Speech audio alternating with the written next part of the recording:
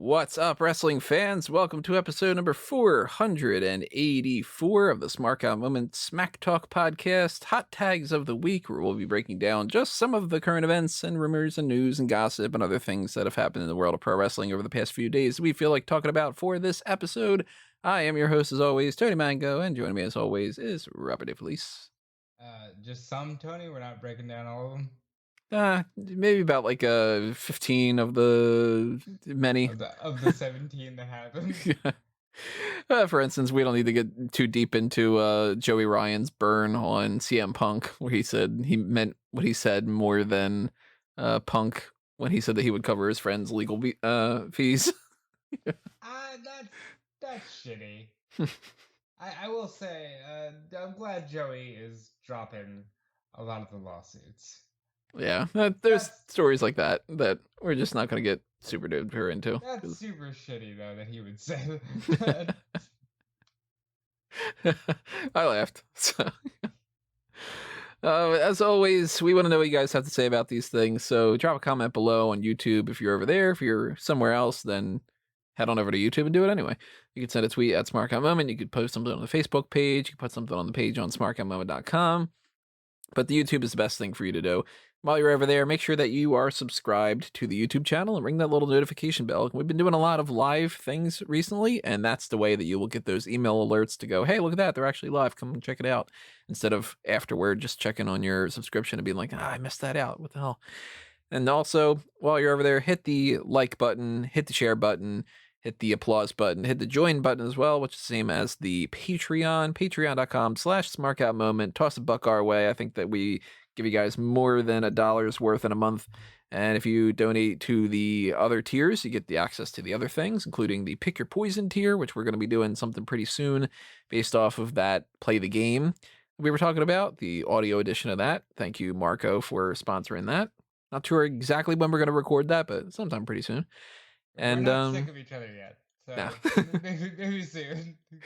Earlier today we did a podcast. Today we're doing a podcast, another one with that, another one coming up either 2 days from now or 3 days from now, whatever.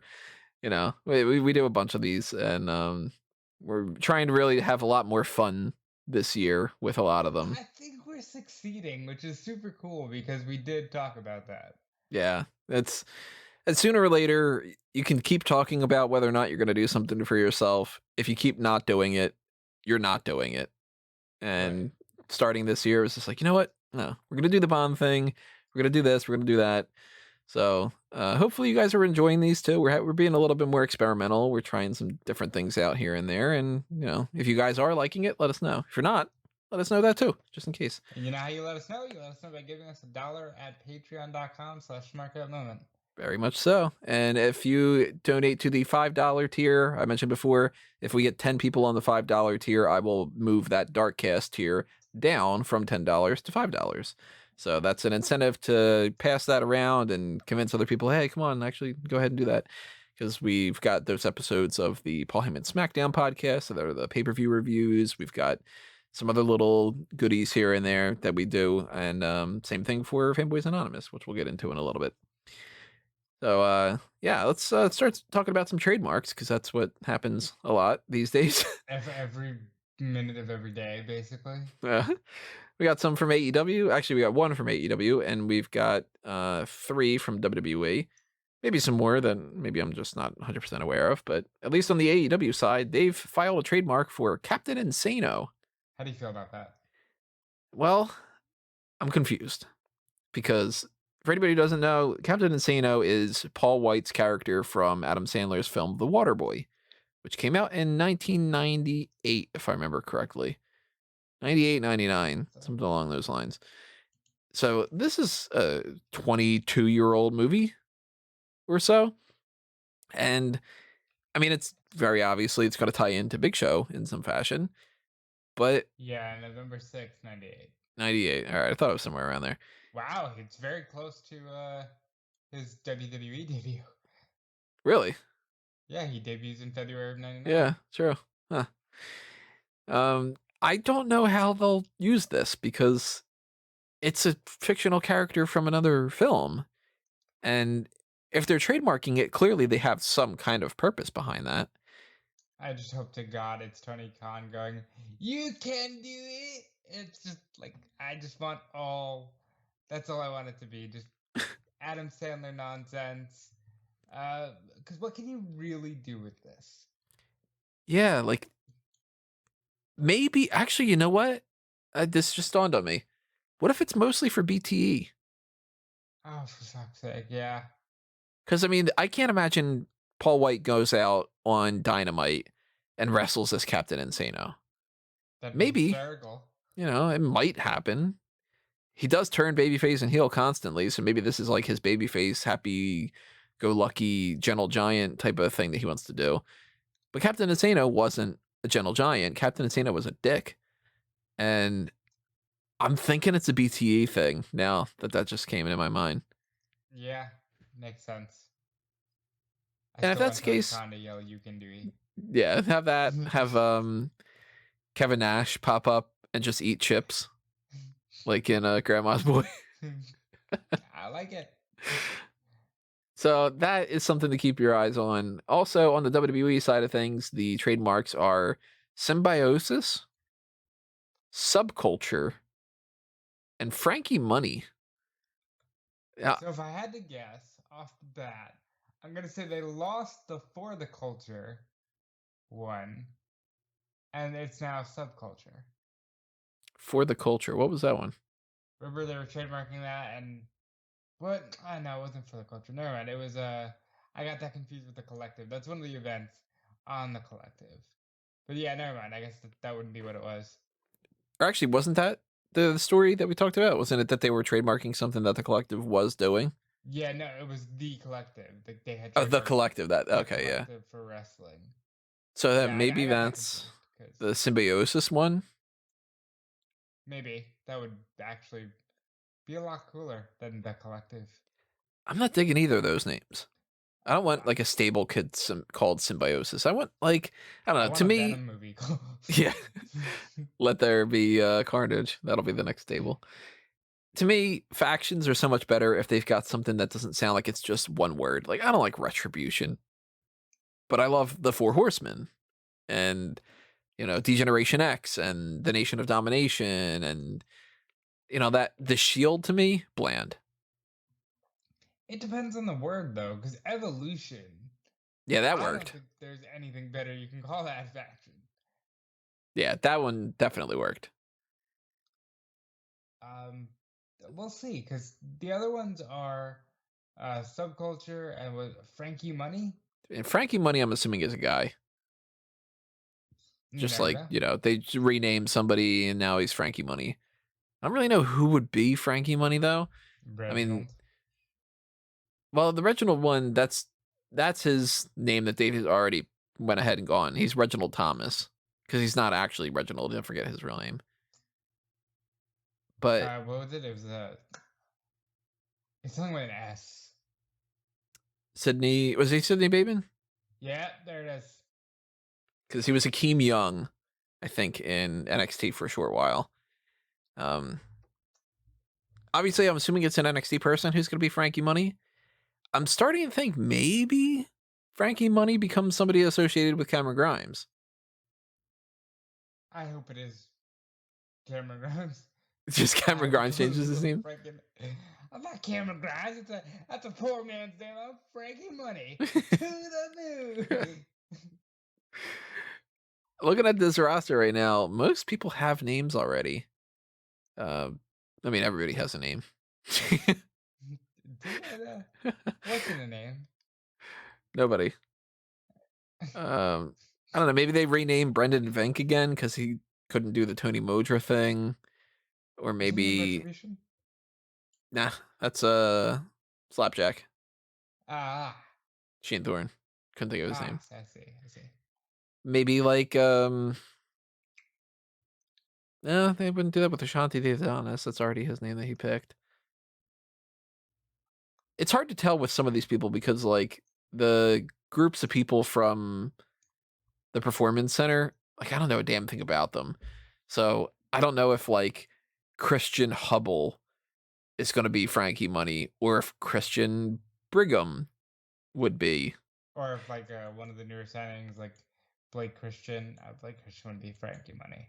Maybe That's it's Christian Hubble. Even more so, see? maybe Because it's Harlem Bravado, the maybe? what's his face? Steiner. Maybe he's a good smart all of us to be Frankie money. Looking at the list, I would assume either Anthony Henry or Harlem Bravado could maybe be Frankie money.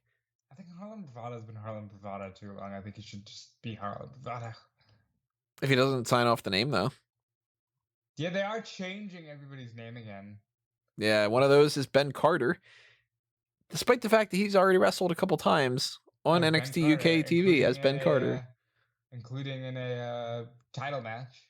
Yeah, and then they just this week they were like, you know what? Hey, I'm gonna be called Nathan Frazer now. Stupid. So the name isn't. Well, the name is stupid. The name scares me actually, because it feels like we're going back to Justin Gabriel and Mm-hmm. Lucky Cannon. And So many things are reverting back to what it was 10 years ago. And it's not good. That's not good because 10 years ago, it was legitimately one of the worst eras. 10 years ago, TNA gave WWE a run for its money for a little bit. That's saying a lot. Well, some people are starting to think the way AEW is going, they are turning into TNA.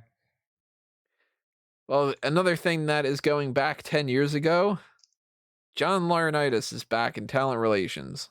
Oh, God. I keep forgetting this, and it was Sean that reported it. Like, we talked about this before we went on the air, and I just, again, forgot. John Laurinaitis again? Again, it's the type of thing that it seems this is what's happening lately, where Vince McMahon wants the people who will do what Vince McMahon wants and not question it. He just wants yes men right now. And that's not something that helps a business grow. You got to have people that give you constructive criticism.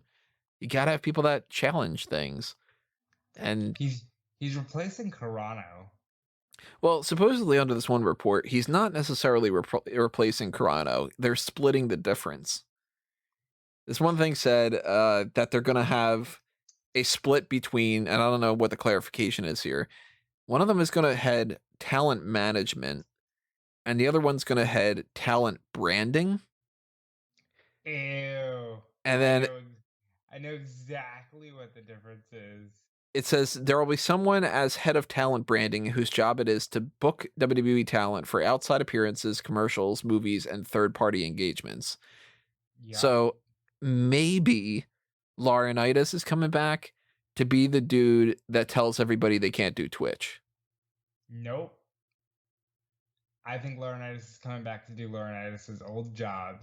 And Carano's going to be that one? Is going to be the guy who's like, okay, everybody, and we got you a sponsorship deal with Doritos. Lana, you're plugging Doritos. Okay, here we go. Like, make sure you go on your Instagram, you take a picture of yourself holding up that bag of Doritos. I that kind of hate this. God, I don't like any of it. Awful. I think that Laurinaitis contributed some good people towards the business, but for the most part, it seems like people weren't necessarily too fond of his time. Did he? I'm sure he's responsible for signing a couple good people. Dude, yeah, he's responsible for like the Barbie doll diva era. He's responsible for like, well, you got to be fuckable for us to hire you era of women. Like, I don't want that. Yeah, I don't want to return to that. I don't want to return to everybody needs to change their name to some other kind of generic name where a Ben Carter needs to be a Nathan Frazer. Because if you're going to change it to something that's like a gimmick. Like, you know, sure, you might not want to be Lanny Poffo, but you'll be the Genius. And then they can trademark that. And you might not want to be Terry Bollea, but you could be the immortal Hulk Hogan. But if you're just going to be like, hey, I'm James Anderson, and I'm going to be John Smith, then they're like, well, that's dumb. Like, you know? Imagine, like, you become a wrestler, and they're like, okay, well, you can't be Rob, you can't be DeFelice, so you're going to be Ronald I don't know, Jones. My assumption for you is that they'll call you like Johnny Orange. Right? Yeah, like Like you can't be Tony Mango, but we'll make you Johnny Orange. yeah. And then John Morrison would be like, "Hey, I planned on doing that one. I was Impact, and I was Nitro, and I was Hennigan and Morrison. I was gonna do this whole big orange thing. I was gonna call up Tropicana, and Gonna get a job at Nickelodeon. yeah." So the Laurinaitis thing, I think it's just another step back. And then again, I'm not surprised when we hear news of things like Andrade requesting his release. Because it Yeah. seems like with that little bit of a push forward that we had when Paul Heyman was in charge of things, where it's like, hey, let's have the Street Profits and Andrade and Aleister Black, which I cannot say Aleister Black ever without thinking Mr. Black every frigging time. I cannot say it. Aleister Black. God forbid if they ever include somebody named something Grabowski. I'm just going to be like, Officer Steve Grabowski. Simpsons references. It's just burned in my brain forever. But the next thing is gonna be us like doing a watch along of the first 9 seasons of The Simpsons. Man, I want to do that so bad. See, the like first 10 seasons of The Simpsons. A watch along for that. That'd be amazing. Patreon.com/fanboys anonymous. Yeah, everybody. for real. We'll cut it off at like Homer's anyway. That's season 9? 8. No, that's season 8. Might be 8. I know that 8. If I went back in time, if I remember correctly, 8 was the one that I had the most episodes that I liked the best, and it was my favorite or something. Might be 7. Because that's the best episode ever. But outside Yeah. of The Simpsons, again, Fanboys Anonymous Patreon. Yeah, go to fanboysanonymous.com if you want us to talk more about that kind of stuff, and hit up the Patreon for that. Make sure that you donate to that, because that is another thing that the more that you guys support, the more that we will do. We did that WandaVision recap, and coming up pretty soon, we've got Zack Snyder's Justice League, and we've got the Falcon and Winter Soldier, and we also did the Pokemon thing. If you want to check out our Pokemon mock draft, that was a whole lot of fun. And today we recorded our battle tournament to determine who wins out of that. So And you're not going to see that on Fanboys. Everything. And you won't know whether I'm lying or not unless you subscribe to Fanboys Anonymous on Patreon. Yeah, that's a Patreon exclusive thing. It's actually, I'm running a little special. Normally the Patreon exclusives like the Dark casts are $10 and up. But for this one, just to kind of, bring a little bit more attention to Fanboys, it's on the $5 tier, which is usually just the ad block forgiveness and the Fanboys fan club and that kind of side of things. So for $5, you get access to the WandaVision first impressions. You get this Pokemon battle tournament that you will not see anywhere on YouTube. And then who knows the next thing we're going to do? Maybe the Falcon and Winter Soldier thing might be a Patreon exclusive too. I don't know. The more people who sign up, the more that we'll do. That's how it works. So fanboysanonymous.com, check that out. But yeah, Andrade, he's requested his release. And we're in a situation now where Zelina Vega's gone. Andrade is going to be leaving. I would assume Aleister Black is going to be gone pretty soon. And all that good work that Paul Heyman did just comes right back around to, nope, don't want to push him. So, we just hit you with a plug. I'm not going to make this one long. But Callum and I did cover the Paul Heyman era of SmackDown. And there are some similarities here where it's like, Paul Heyman had the foresight to get Charlie Haas and Shelton Benjamin on TV. But once he's gone, they go through rough patches. There's plenty of people that just don't get utilized after a while. Buddy Murphy was a Paul Heyman guy. How's that going? Yeah, now he's trying, not even succeeding, trying to go back in time to just do the Seth Rollins thing again. The only cool thing that is being credited from the Paul Heyman era is the Hurt Business. And that's because MVP and Lashley pitched it. Heyman liked it. Heyman was still in control. They're long enough guys. They're long enough guys. They're long enough tenured guys that they were able to stick with it and make it work. But like Andrade didn't get drafted. And I had Yeah. forgotten that until today. And like that shit, that sucks. How do you fail Andrade? The guy's engaged to Charlotte Flair. That's why I told Sean, I was like, they're not gonna let him walk. Right. Thinking he's engaged to Charlotte. How the fuck are they gonna let him walk? And yes, they're saying his request was denied. But that doesn't mean that they won't just fucking sit him out. And that stuff is so dumb too, because it's like, hey, you're valuable. We don't want you to go to the company that's the competition. Okay, well, if I'm valuable, use me. No. Why not? Well, because we can't think of anything to do with you. Okay, so you're just gonna do repeat matches then, and no creative direction for anybody.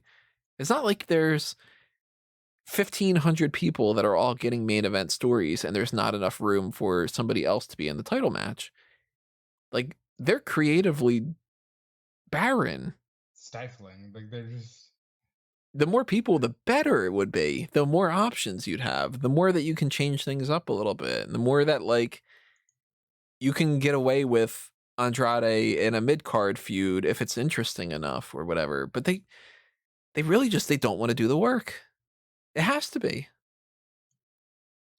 it has to be something like, nope, we gave you a chance to get over and now you must suffer because we don't feel that you did.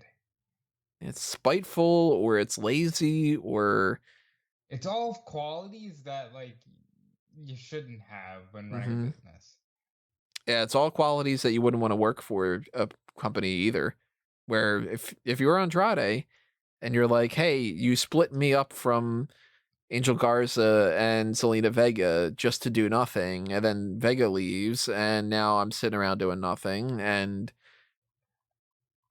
you're not going to let me go, and you don't want me to do anything, whatever. That why would I want to sign with the company again? You know? So, is the bloom off the rose with the idolization of being a WWE superstar? Because if you think about it, Zelina Vega walked because she knew that she would have an easier time on Twitch and OnlyFans. Now, granted, not everybody's Zelina Vega. Not Yeah. everybody's gonna have that kind of easy turnout on those kinds of platforms. But it's still like that's a crazy statement to me. That it's easier to walk than it is just to stay on the roster and grind and make it work. We're in a weird era where somebody could grow up and say, I've dreamt my entire life to be a WWE superstar, but it's more lucrative and To sit on fulfilling my ass and for be me on to sit Twitch. on at my computer desk and have other people send me emojis. Like, Uh, so, like Callum had said this, and you'll hear it tomorrow on the finale of the Paul Heyman SmackDown podcast when he was plugging the Patreon. He's like, "We're in an era now where it's no longer about the corporations; it's about directly supporting the creator." And it's almost like the wrestlers are, as independent contractors, shockingly enough, are just embracing that wholeheartedly. weird time frame. Either way, like I had said this, I tweeted out pictures of Clash of Champions where it was Big Show, Christian, Andrade in the tag title match, and Zelina Vega in the women's title match. I'm like, this is 6 months ago. This is 6 months ago. Andrade's asking for his release. Garza's a weekly guy on main event, if that. You know, Vega's gone. Show left. And Christian, who we thought would never be cleared, got cleared, did the Rumble, and still was able to walk scot free. Yeah. I wonder what their priorities are. I'd love to sit in on a meeting where they're talking about some of these things, because they're not dumb, you know? No.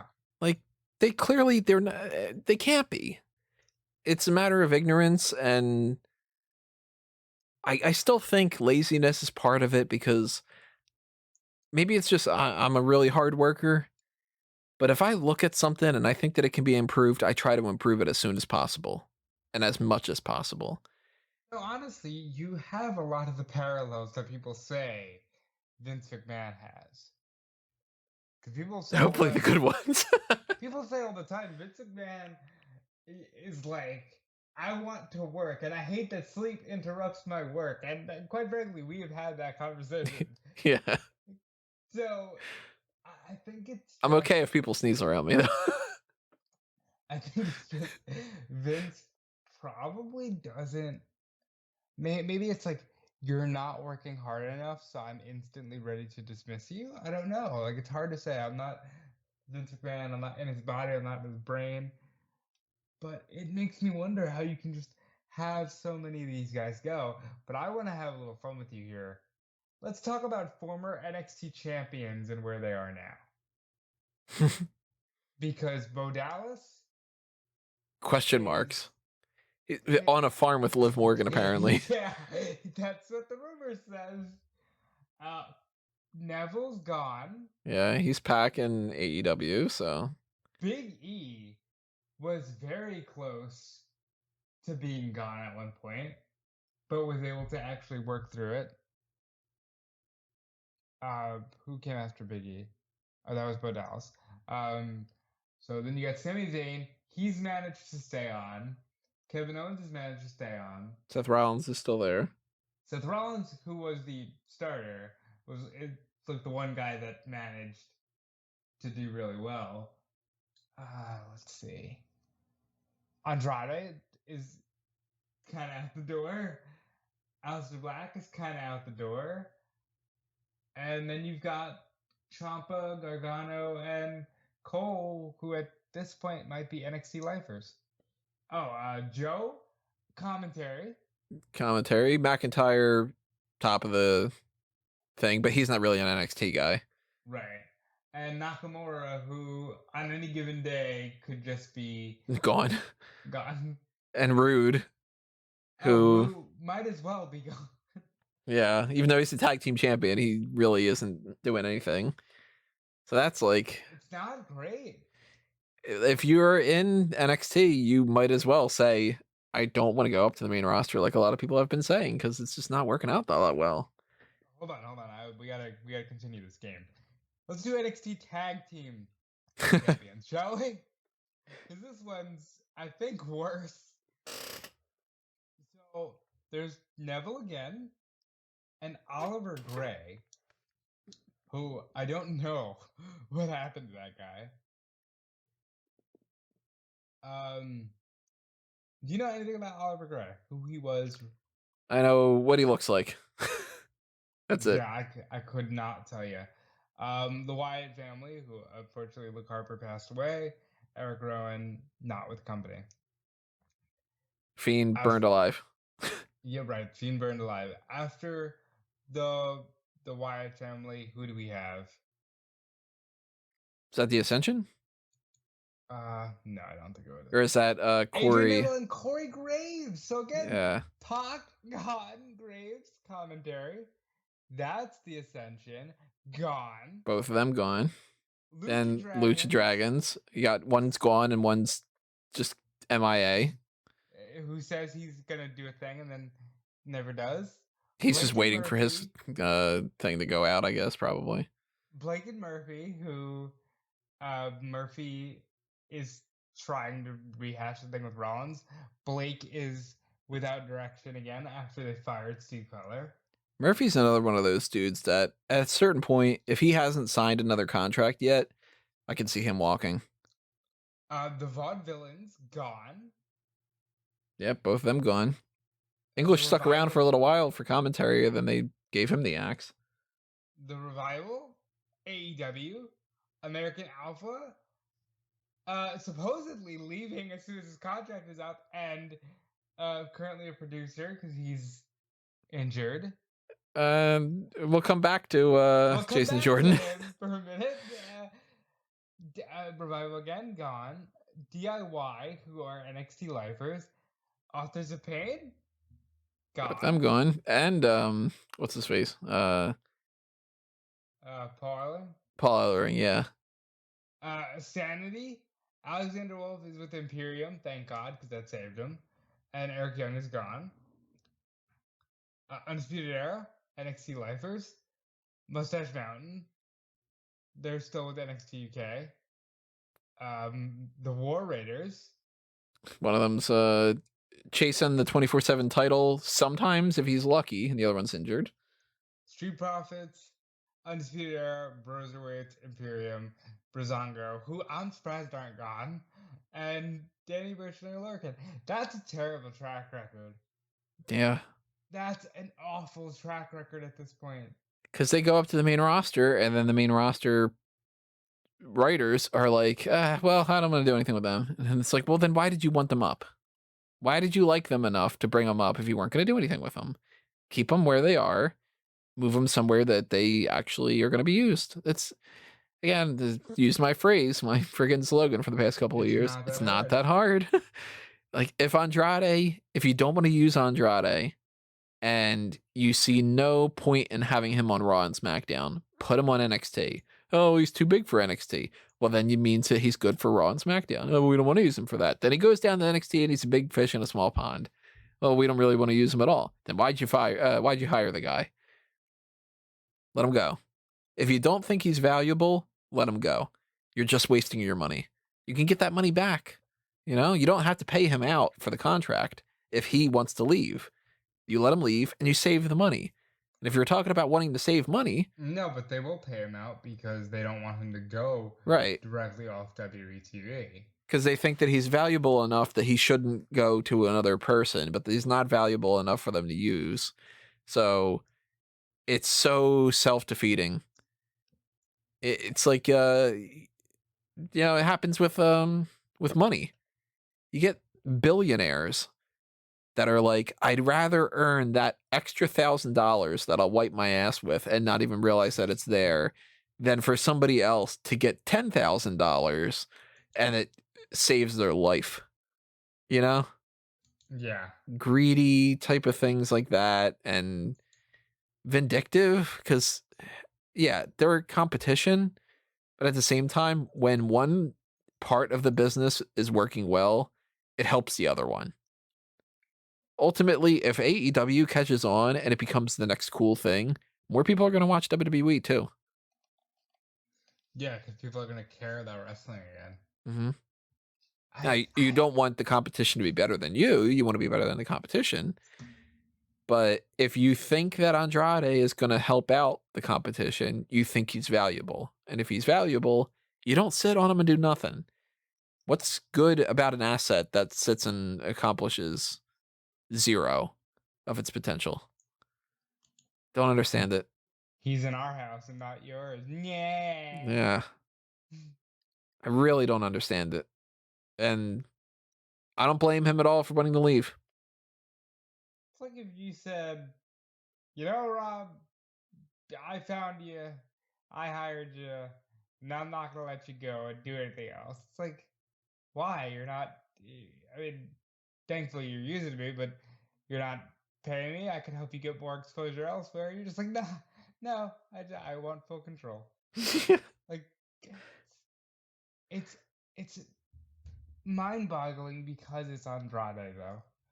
And because this isn't a guy that, like, all right, if this was Akira Tozawa, that's a different story.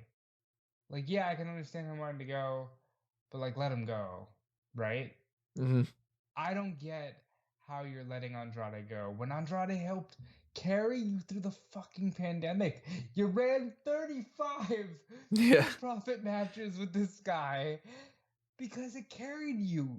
He worked with Randy Orton because it was helping carry you through this pandemic.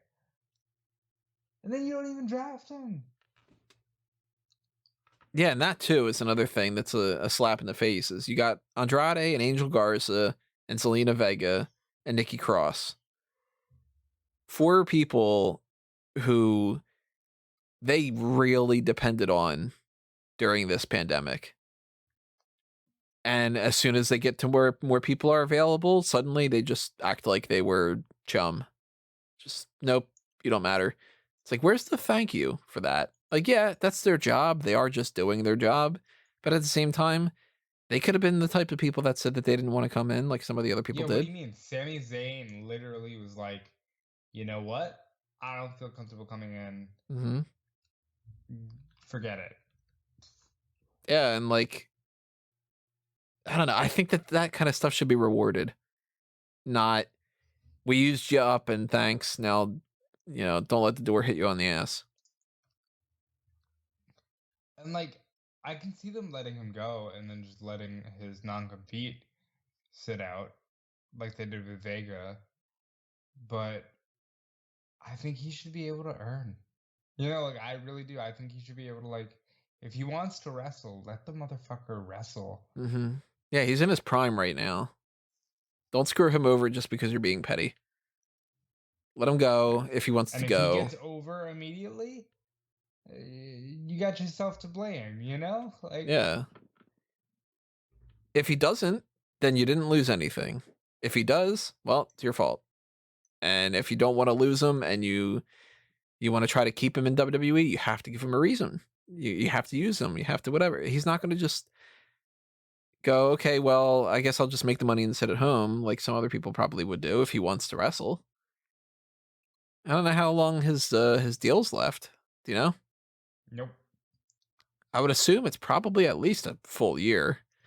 And then like, well, obviously they are their own people, and we don't know the inner workings and all that, blah blah blah. But I would assume, based on human nature, that they don't want to fucking dick around with this guy too much because then Charlotte will be upset. Would she Yeah, maybe not? that's another thing too. Like if you can't reach an agreement to utilize him, then let him go. And if they're going to be petty about that, will Charlotte get upset about their being petty?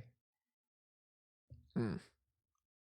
If that's the case, then you talk to Charlotte and you go, well, we really, really, really want you, but we don't really want your Because fiance. she And, said openly that like she's pitched them being paired together on TV. hmm. I don't think that would be like a great idea, but I think it's worth checking out, seeing what happens. I wasn't for the idea, but I'm all for it if it gets him used. Hmm. I mean, I would be okay with an idea of like, maybe this isn't the best story in the world. I'm pitching it off the top of my head, but you get some kind of backstage segment where Andrade starts flirting it up with Charlotte because not everybody knows that they're engaged. And eventually you tell the story of like, oh, is Andrade trying to just smooch his way into the Flair family? Kind of like, hey, you know what? Like, you can be real helpful to my career, like that kind of thing. Like, be kind of interesting. I wouldn't mind it. Happened with Triple H and Stephanie to a certain extent. Happened with some other stories over the years. So it's like, it's not the most unique thing in the world, but he'd be doing something. They could do some mixed tag team matches, Andrade and Charlotte against I don't know, whoever. Against Ric Flair and like Yeah. but like even we cracked on them on this podcast, the whole never ending series of matches with Umberto Carrillo, but at least that was something. At least you were utilizing people. And again, that was not that long ago. No. That's what I think disturbs me about all this is the landscape changed so quickly. Like I almost think if COVID didn't happen, we wouldn't see these things that we're seeing now where people are just getting let go and they're going elsewhere and they're doing other things. Because to be honest, if there was no pandemic, Gallows and Anderson would still be under contract. We would not be talking about any of this Forbidden Door stuff. Mm-mm. I think people would be less inclined to like think about the future too. Because this Yeah, pandemic's changed a lot of how people think. and And I almost think maybe we don't get Christian coming back because Christian said on the Renee podcast, I was sitting at home during the pandemic and like I felt myself getting fat and it felt weird and like you start really thinking about what you want in life. So like maybe no pandemic, people don't do stuff like that. yeah, it's weird. Maybe Andrade, he's sitting at home and he's like waiting for Charlotte to come home from working some Raw taping, and he's just sort of like, I wish that I was there. I'm just sort of sitting around. If they're not going to use me, I'm going to go somewhere else and do whatever, instead of being like, because back if there wasn't the pandemic thing, everybody pretty much shows up to every episode. And they'd be getting used because there'd be house shows and like Right, the house shows would keep them a little bit busy. Backstage, they'd be hanging out. They'd be recording stuff for up, down, down differently. They'd be doing more like, hey, you film this documentary backstage, do this photo shoot, do this, whatever. So that they would at least be somewhat used, and they'd be around each other more. I don't know. We're speaking definitely. from something we don't really know, but I Yeah, completely agree with Andrade wanting to leave WWE, because I don't blame him. it's just frustrating. Yeah. We're speaking from a place of frustration. So La Sombra, I'm assuming, pops up in AEW at some point. Well, he owns the name Andrade, doesn't he? It's his name. Maybe I just want like if he does go to AEW, I want him paired with Vega. I want Vega to go with him, and they run AEW. yeah, because he has never been as good as when he's got Zelina Vega with him. And if they got the Vega is shackles off, I think great. that'd be even better. I agree. So let's go back to Jason Jordan here. This is one of those stories, again, we're speaking from something we don't know about, and we're not going to do deep into this because that's not really nice. Jason Jordan's wife called him out on Instagram, talking about how she keeps hearing from all these different people, of all these people that Jason Jordan's cheating on her with. And I don't know if that's true. I'm not going to say that it is or it isn't, because that's not at all something that involves me. But I hope that there's no infidelity thing going on. And the more, I guess, like the element that you can discuss more, I did see some people talking here and there and some different pages that were reporting this about people going, oh my God, why does everybody not just keep things to themselves anymore? And what's the point in this? Whatever. How do you feel about that? Do we really want to get into that conversation on air? Because I think you know how I feel. I think people are far too.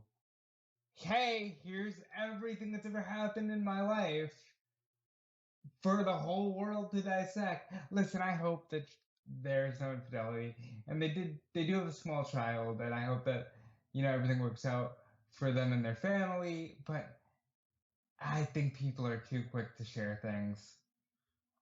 I think he could have kept this one private. I don't know. That's just me. This whole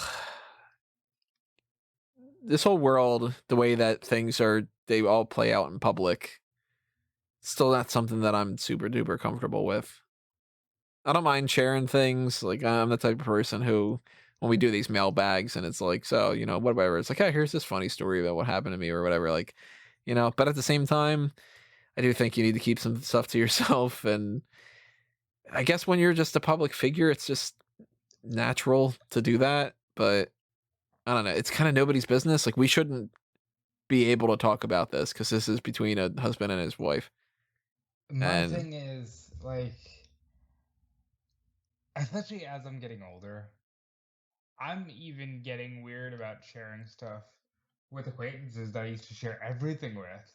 Like, there's just certain things like you just want to start keeping private, and that's just not the way the world works now, and I get it. But well, my passwords are Q. It's like, All right, it starts with Q. I wouldn't use any of your passwords because they're all for work-related things. You don't subscribe to anything fun. It'd be like, oh, look, I got into his account and I got a bill. I got into his Evernote account and my brain hurts. How are there so many documents about other notebooks filled with all this garbage information? Notes about notes to make in the future. What the fuck is...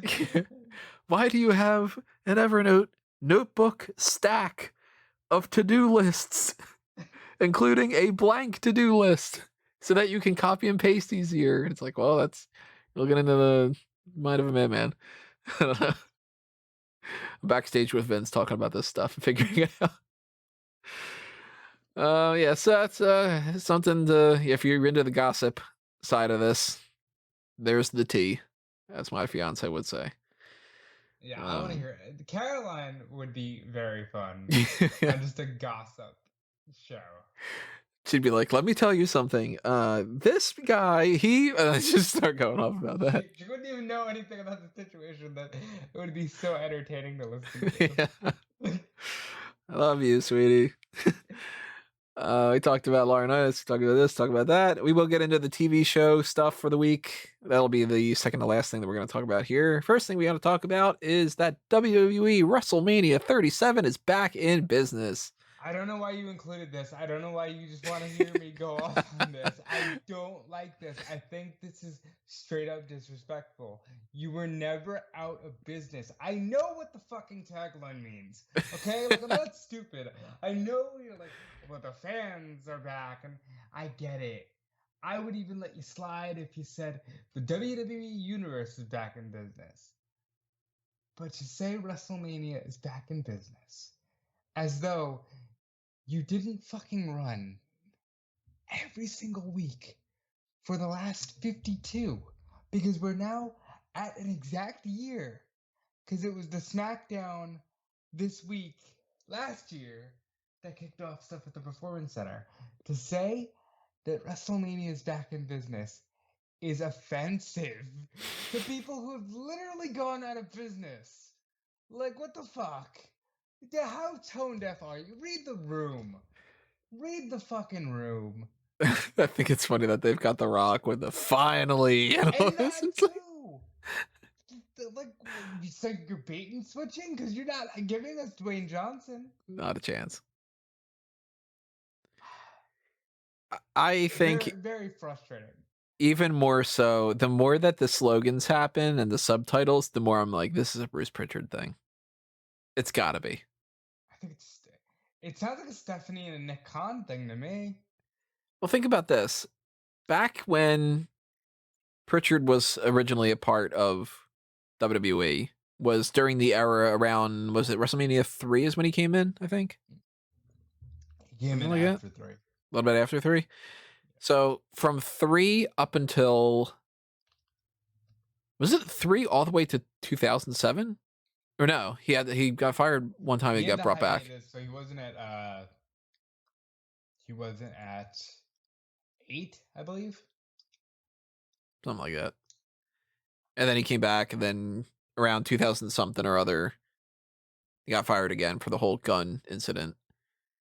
And we didn't really get subtitles and everything during the most recent stretch that he wasn't there. But we did used to get subtitles a lot. You know, we got the In Your House events that were all, in your house, Rage in a Cage, in your house, Ground Zero, whatever it might be. And we got a lot of that stuff back in the old days too, where it's like, SummerSlam, Time to Meet Your Maker. Heat or whatever. Yeah. And then Pritchard comes in here, and ever since then, we've been getting a subtitle for almost every pay-per-view. I think that he's pitching some of these. And I don't dislike the idea of subtitles and slogans and stuff, and I don't even dislike this one. But what I don't like about it is that typical WWE mentality of how to book things, where they call it WrestleMania 37 back in business. And if you don't want to hear that, you have to mute every episode of your TV going forward, because for an entire month, we're going to hear Byron Saxton, Tom Phillips, Caleb Braxton, Charlie Caruso, this new guy, Kevin Patrick, everybody.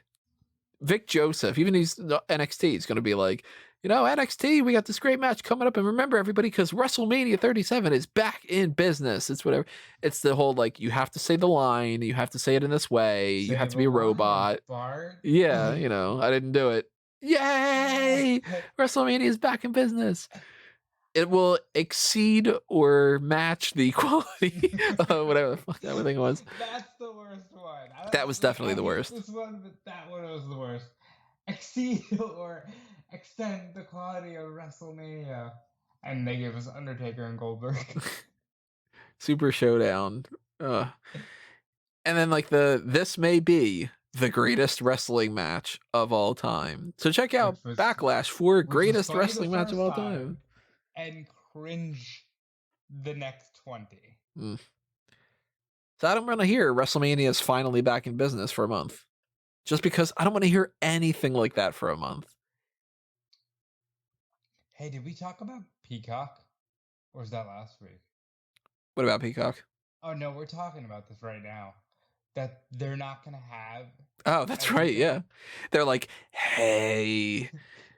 By the way, you know how like we want to do that whole Peacock thing and like, there's not going to be a pause button and you can't watch something from the beginning and you're going to maybe have to sign up your account a little bit differently. And we still don't know what we're going to do about what if you've bought like a year-long subscription and like some gift cards and stuff. Yeah, we also apparently aren't going to have a whole lot of content at all. And the thing that it's like...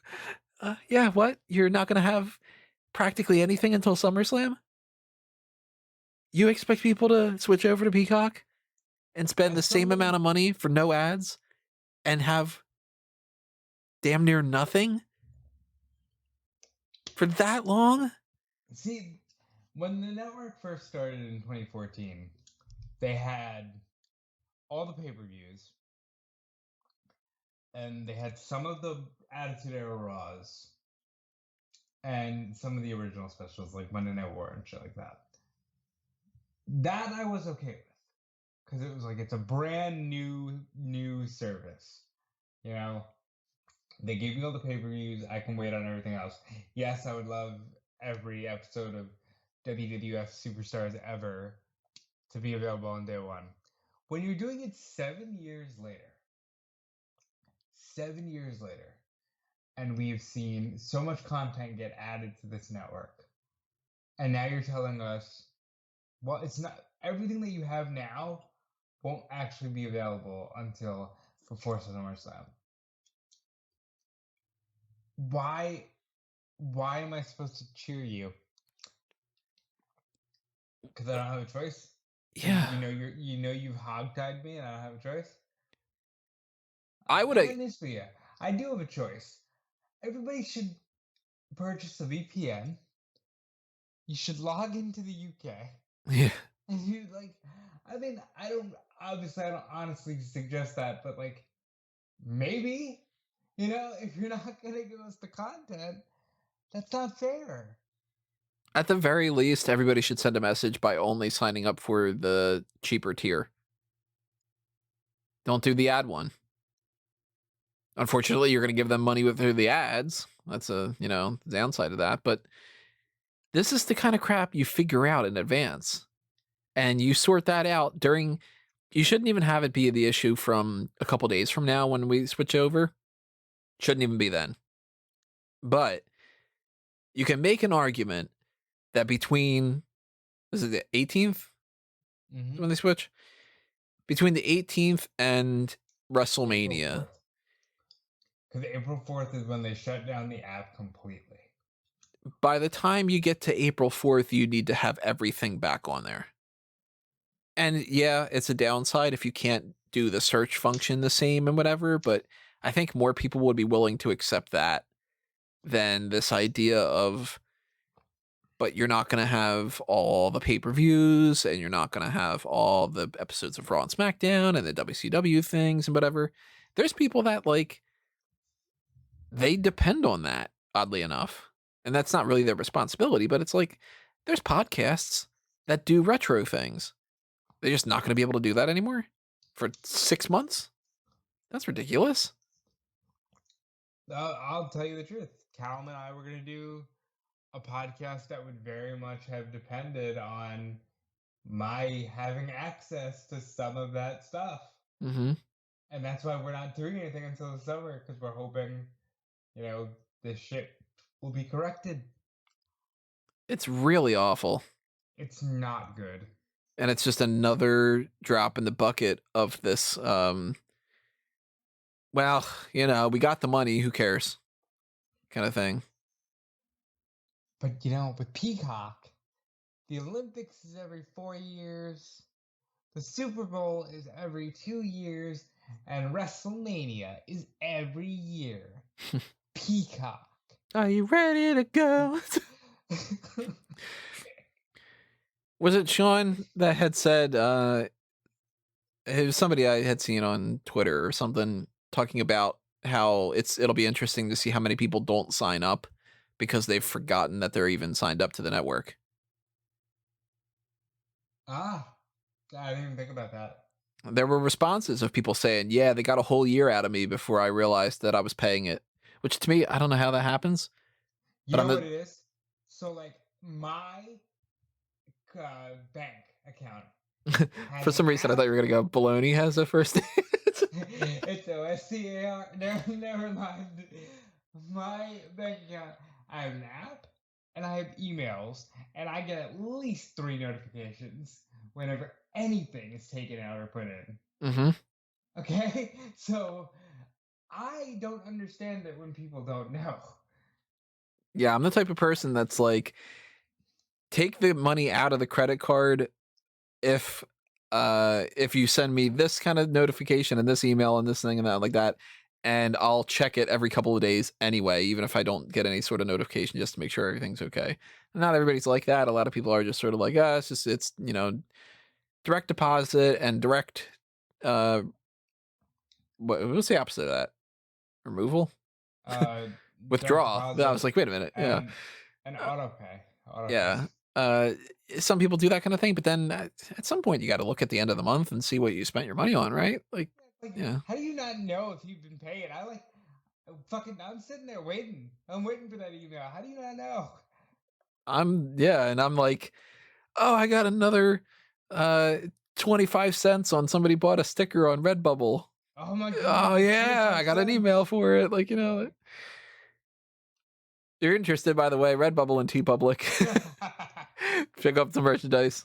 Smark Moment, Fanboys Anonymous, and a Mango Tees. The #1 seller out of everything that I have.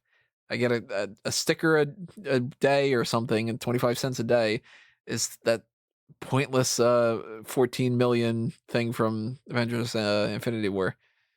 I don't know why that sells. Wish that they were more than like a nickel a piece or whatever it was.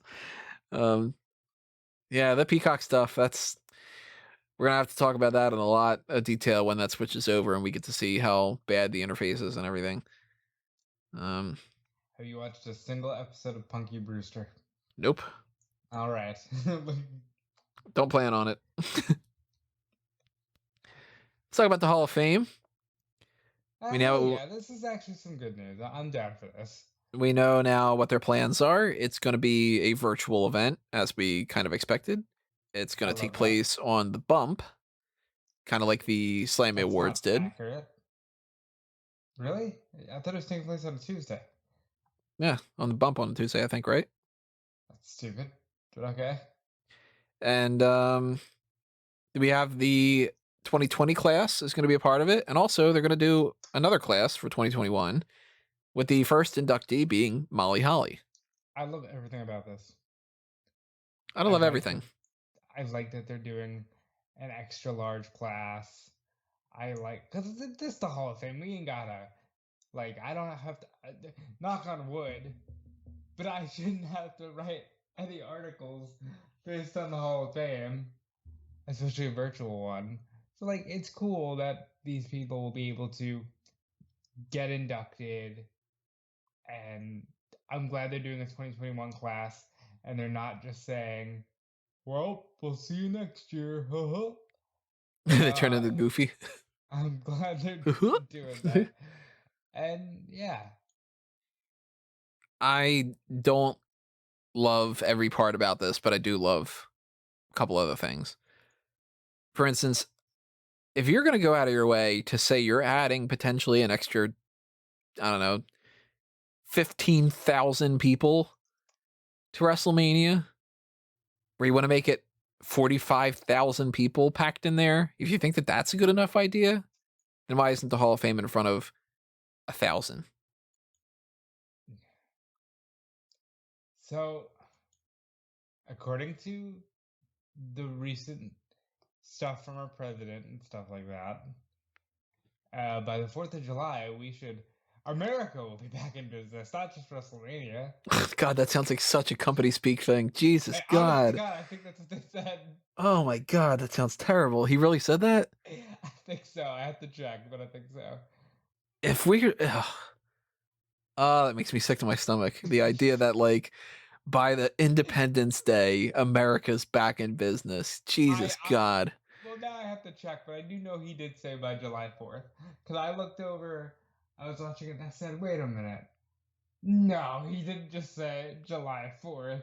It's like, wow, what a date, huh? Is that going to be like how we do things going forward? Like we've got the election, and then it becomes like, well, if this happens, then we'll get the vaccines or whatever. And then the new year comes around and it goes, well, it's a new year, everybody, so that's gonna whatever. And then when we get to Arbor Day, it'll be like, all you have to do is just plant yourselves, and you'll take your roots, and you'll go and you'll sprout these leaves, and whatever. It's just gonna have like that kind of crap going on. So he didn't, thank God, he didn't actually say the back in business line, but he did say, if we do this together by the 4th of July, there's a good chance you, your family, and your friends can get together in your backyard or in your neighborhood and have a cookout or barbecue and celebrate Independence Day. That's After a this lot long, hold easier on, to stomach. hold on. After a long, hard year, that'll make this Independence Day truly special, where we mark not only our independence as a nation, but we begin to mark our independence from this virus. There it is. I told you. Wish I could get a job writing these things where they would go, what do you not want somebody to say? And then I just write it, and they go, there you go, that's that. And I go, nah.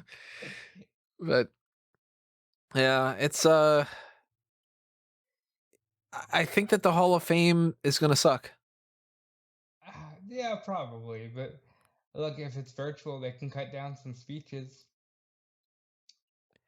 I just don't want Yeah. to see like, okay, well now we're inducting the NWO, so we've got Sean Waltman and Kevin Nash and Scott Hall and Hulk Hogan on 4 grainy webcams as they hang out in their Oh, their living room with the cat popping up in the background, and they just go, yeah, it was great. Yeah, yeah. we can't interact with any kind of fans, we can't whatever, so thank you everybody, because there's no reaction, there's no thank you all listening for whatever. The Bella Twins are gonna be annoying with that, like. They're gonna be like, oh my God, Berber. Okay, first of all, I love the Bella Twins. But here we go. I'm gonna mock the Bella Twins for 5 seconds.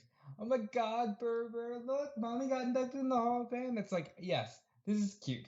And admittedly, I'm glad that some time has passed because I was very worried that a pregnant Nikki Bella was gonna get greeted by asshole fans singing John Cena's kid, John Cena's kid. John Cena's good. Yeah, I was very worried about that. So I'm glad that things like that haven't happened. But yeah, some of these things are just gonna be annoying. I'm kind of hoping it's from the Thunderdome, and like they're live, but it's from the Thunderdome. If it's just webcam stuff, that's going to be terrible. If they are at least walking up to a podium and doing something, maybe it'll be a little bit better, but I'm not looking forward to it, to be honest. I just want to know who's going to be a part of the next class. And now that they had said Molly Holly's going to be in there, And I feel bad too about like somebody like Molly Holly. Like she's not going to be able to get the reaction from the crowds because at best you get the Thunderdome and it's She'll fake. get it at Mania when they bring out everybody. I hope that they at least do that. But I'm Because glad she she's deserves getting it. it. I'm glad she's getting inducted. And it was that was sweet with the whole thing with Helms. Hurricane telling her and like tearing up, Yeah. and she's tearing up. And it's like Molly Holly is a saint in an industry of sinners. And I Yeah. mean that literally. Like, this woman was a virgin until she was married, which was long after her wrestling career. And I commend her for even being able to, like, live such a pure life in such a seedy industry. Yeah, congrats to Molly Holly. We'll talk more about her when we get into our Wrestling with the Past for the Hall of Fame. Name who you think the headliner from this class will be. I don't think it's going to have a real headliner. Did you think they're going to rely on Batista? I think Batista is still just the main headliner of the whole thing, and they're going to go, well, it's not in front of anybody. We're not selling tickets, so good enough. So in that It's not going to be case, Christian, I can tell you that. fuck. So in that case, maybe it could be somebody like, I don't know, like you use this year to get somebody who might not otherwise go in, like a Savio Vega Yeah, you could put some of or those guys in there. I mean, we've seen a lot of Savio. Yeah, put him in there. He If lost to Mabel. if they do go with some kind of a like main headlining act or something, I don't think it's going to be anybody that we'll be able to see coming. Like it's not going to be The Rock, you know. No way they're doing that in front of nobody. But finally, the WrestleMania is back in business. You promised us Dwayne. So let's talk TV stuff, and we're gonna round things out afterward with spoilers for AEW Dynamite for next week, the St. Patrick's Day Slam episode, which have been leaked online. So we'll save that until afterwards. So if anybody doesn't want to know necessarily, then we'll won't have to skip through this or something. But let's talk about the other TV things. We got Monday Night Raw, for instance, where um, We do? Lashley retained the WWE title over The Miz. Yes, he did. I like that. Well, on one hand, I don't like that because they got rid of the Miz real quick. But on the other hand, it's like, that's kind of cool because it's different. I got a post coming out on Bleacher Report Sunday morning that I've already written up. So stay tuned for. I think that the title is WWE is setting up Bobby Lashley versus Drew McIntyre for failure. That is one of the. I love you to death. That is one of the out and out most negative headlines I've read in a long time. it's true though. I mean, it is true. Long story short, people are gonna boo Drew McIntyre winning that title back. I think because I'm such a staunch believer that Sasha and Bianca need a headline, I think Drew and Lashley open up one of the nights. I still think he gets booed though. Oh no, Like for sure. no matter what, I don't think he's necessarily going to be headlining. But even, you'll read the article, or if you don't, well then I'll tell you go read it. No, you'll hear Tony's opinion at some point on this journey. However, you should go read the article because he makes more money that way. On the post show of WrestleMania when that happens, and I go, you see, I told you, On the post show WrestleMania, I hope you read the article. Like, instead of reviewing this match, I'm just gonna read you the article I wrote where I told you there was It'd be like when you write up an article about how the Fiend is just Bray Wyatt in a mask, and then they talk about it, like whatever. Oh, we got to talk about this. I was talking about when we get to NXT UK. So Bobby Lashley retains against the Miz. Drew McIntyre and Sheamus fight to a no DQ, no contest, which means that it's pretty much guaranteed at this point. They're fighting again at Fastlane. Oh, wait a minute. So all the Simpsons memes came out in full force of when the two Simpson boys fought with the pots on their heads. Yeah.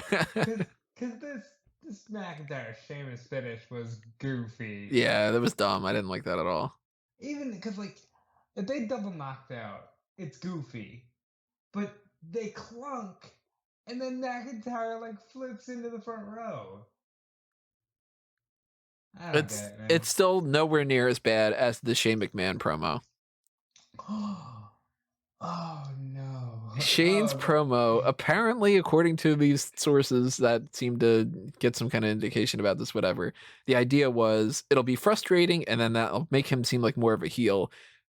It didn't really make him seem as much like a heel. It was just more so, what's happening here? Did somebody like botch the teleprompter kind of thing? Because his promo is just him going like, well, let me see. I'm going to tell you, but what if, see, there's one more. How about if it's like written the way that David Mamet writes things. For anybody who watched movies like Glengarry Glen Ross, where the the dialogue is written like the way people actually talk, where people will say things and cut themselves off in the middle of it and stuff. And like there's one of my favorite lines from the movie is Ed Harris is like talking about the real estate stuff, and he's, you know, this and that or whatever, and then he just says to his waitress, give me 2 chocolate, 2 regular donuts, and give me the same thing to go. And then he goes right back into it and he goes, and let me tell you something else. And it's like, so that's written down as like real estate talk, 2 chocolate donuts, 2 regular donuts, give me the same thing to go, and I'll tell you something else, blah blah blah blah blah. You know, it's like somebody just said, here's every other line for Shane to say, and can you stretch it out for 10 minutes or something? Terrible promo. Absolutely terrible. And I know that it's supposed to make you hate Shane, but that's that whole blurring the line thing where you're like, you hate him because you know that he's cutting a bad promo, where no, he shouldn't do that. Like, and this feud's going to revolve around him being like, hey, dummy, you're dumb, you dummy. Dummy. What are you, dumb? Huh, dummy? It's like, God, you can't think of anything better than that. They are replacing the Big Show already. It seems like it. They're literally doing the eeny, meeny, miny, mo with Braun Strowman. And I hate it. Not digging this at all. The match itself will undoubtedly be fun because it's fun to watch Braun throw people and it's fun to watch Shane get thrown. But I hate it because you're doing the worst of the Big Show with Braun Strowman. They got that going on. They got we know that at this point it's like, all right, well, Retribution and Riddle and that whole thing, Ali and Riddle, they're gonna have a match already next week. So I'm assuming that match ends in some kind of weird way where they end up having a repeat on Fastlane. Hate it. We're getting New Day against Hurt Business again. I like it just because they're good. Jackson Baszler beat Naomi and Lana because, hey, you know what? We've got that whole thing going on and we push that off to the side. Let's just do it real quick and get it out of the way. We'll get there. We'll get there. I'm thinking at this point, WrestleMania, they don't have the women's battle royal. Instead, they just have all the tag teams. So you got Lana, Naomi, Jackson Baszler, Bayley and Carmella, maybe. Maybe you get the Iconics back. You got Naomi and Natalia. Or Natalia and Tamina. You got Sexy Muscle Friends. And you're really only missing Nikki Cross and Reckoning. Because everyone else is like, Lacey Evans is pregnant. Sonya Deville's an authority figure. Alexa Bliss will be in the Bray Wyatt thing, which I don't care about whatsoever. Doesn't matter if we get Randy Orton coughing up the same stuff for the 3rd or 4th week in a row. Not a fan. Yeah, I don't know. I don't know where they're going with anything, and I hate it. It really feels like, as much as you can shout to the heavens all you want, WrestleMania is back in business. It don't feel like it, bro. Yeah. It feels like you've never been more out of business. Let's talk about NXT UK. Starting off with one of my favorite shows. Starting off with a Heritage Cup rules match, Tyler defeated Massive Dave Mastiff. And if you check out my Twitter account, I had I kind of went all happy-go-lucky because during this, Nigel McGuinness referred to him as the Massive Dave Mastiff, and I was like, "Yo, hey Nigel, like fucking hats off to you." I forget exactly how I worded it. It was something like, "It's been a running gag that I keep saying that Massive Dave Mastiff is a perfect nickname, so shout out to Nigel McGuinness for knowing what's up," or something. And he liked it. And he liked the tweet. Aware. He's aware. He is aware now. It's official. You're welcome, Dave Mastiff. I mean, he is the Massive Dave Mastiff. Massive Dave Mastiff. We're one step closer to that, which means, you know what? If that starts becoming an official thing, we got to start harping back on that future legend Eric Rowan and start getting more into that. Massive Dave Mastiff doesn't get the win, but he gets so a little bit closer to having that proper nickname. Bate was also featured in a vignette. Any thoughts on this vignette? The Tyler Bate one and Trent Seven. I mean, yeah, nothing really. Yeah, I like what they're doing. I like how the show is presenting different things, even if they're super weird, like the one with the primate. Yeah, Tyson T-Bone's in that stable now. Yeah. Why not? What, did you hear primate squealing? Yeah. Oh yeah, make him squeal like a pig. That's weird. Suey. Call him the hogs. Next week it's gonna be 4 p.m. I don't know why. Because daylight savings time. Oh, is it? Mm-hmm. Spring forward the whole thing. It's Sunday. We won't have an extra hour on Sunday. Oh, that's great. Kenny Williams going further down that heel turn by beating South Wales Subculture along with Amir Jordan by doing a low blow. Amir Jordan was not happy. Not a fan of that at all. We got a lot of vignettes on this one. We got Aoife Valkyrie, we got Cy Brookside and Nina Samuels. I like that. I think they're fun together. Gallus was playing some pool. They were upset about things. Amel is apparently the first ever French female athlete.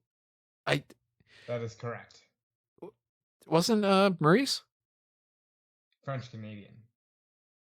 Okay. That makes sense. Ilya Dragunov's going to talk next week. Trent Seven's working his way there. And then Nathan Fraser's that kind of thing. Volter announced for next week. Volter. And we got Teoman making his debut. He debuted. Is he a babyface or what? I don't think so. I have no idea, to be honest. So if anybody's asking, I don't know. He got a promo afterward about how he can finally provide for his family. And I'm like, oh, that's a babyface thing. And then I'm like, Yeah, he's going to kill people to provide for his family. I'm not sure that's a babyface thing. I guess it depends on the people. Oh, fair enough. And we got Piper Niven and Jack Stars beat Ginny and Joseph Connors in the first ever mixed tag team match. First time ever. They love that so much. I hate it. I hate it because they love it. It's a mixed tag match. It's like, for the first time ever, we're having a man and a woman tag up on this show. Well, we've seen it 9,000 times. It's not special. But it's for the first time ever, Tony. Like, is there anybody that's watching NXT UK that's never seen the other episodes of any of the other kind of things? I highly doubt it. It'd be kind of weird if that is the case. If somebody's like, yeah, I'm a big fan of pro wrestling. I've only ever watched NXT UK. That'd be cool, actually. It'd be a totally different scenario. They'd be like, oh my God, they did this thing where like somebody came out and they interfered in the match. Didn't see that one coming. You'd be like, okay, you precious child. You know? Let's talk NXT proper. William Regal started off with his 2 announcements. He said the things that we were expecting. TakeOver Stand and Deliver are going to be on Wednesday and Thursday. He did not confirm that TakeOver Stand was on Wednesday and TakeOver Deliver was on Thursday, so I was disappointed with that. That's what we're calling it. Yeah, just I might even label the post shows that kind of thing. Just be a dick about it. Just WWE pay-per-view point episode for WWE TakeOver Stand. Whatever. And he also flat out awarded Dakota Kai and Raquel Gonzalez the NXT Women's Tag Team Championship titles, which are exactly the same as the men's, except for smaller and white strapped. Yeah. Not bad. Still not as good as the main roster ones. Main roster ones are still like the best, most unique belt designs in WWE today. It's really a shame, though, that for a cross-branded tag team titles, I guess we're at a point now where it's like, well, it's just Raw and SmackDown. I am shocked. I am Tony. I mean, let's be real here. They weren't doing anything with those belts on NXT.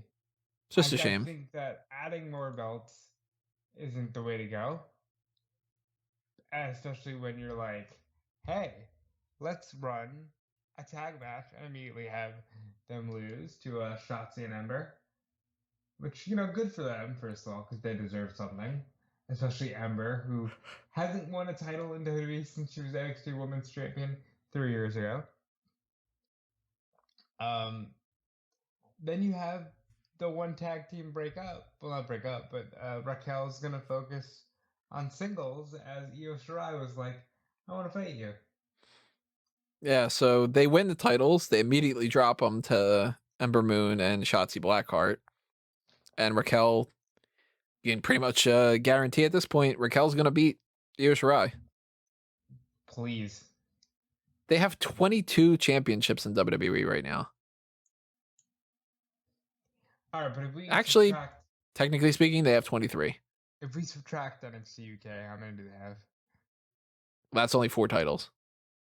Well, 5 if you count the other one, because that's the 22-23 type of thing. And they clarified a little bit more on this too. Jordan Devlin popping over to the United States. He's gonna fight. Well, they didn't clarify that specifically, but he's gonna settle the score of who the real cruiserweight champion is between himself and the interim champion Santos Escobar.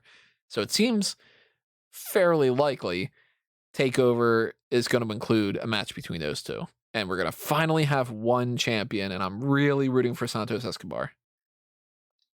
I honest to God think that he's going to lose.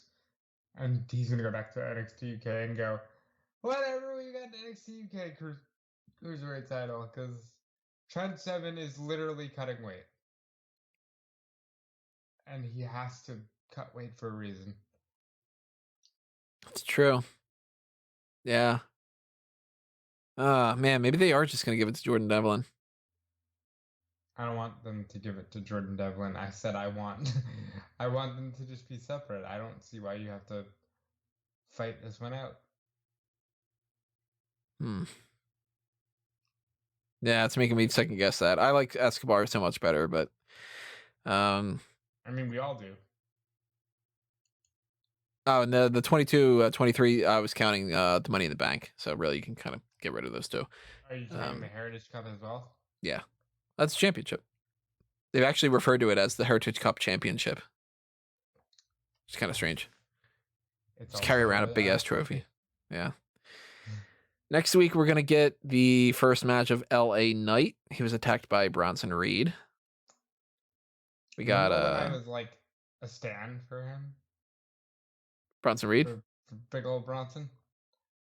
Still all right. I'm beginning to worry that he's just going to flounder. Yeah.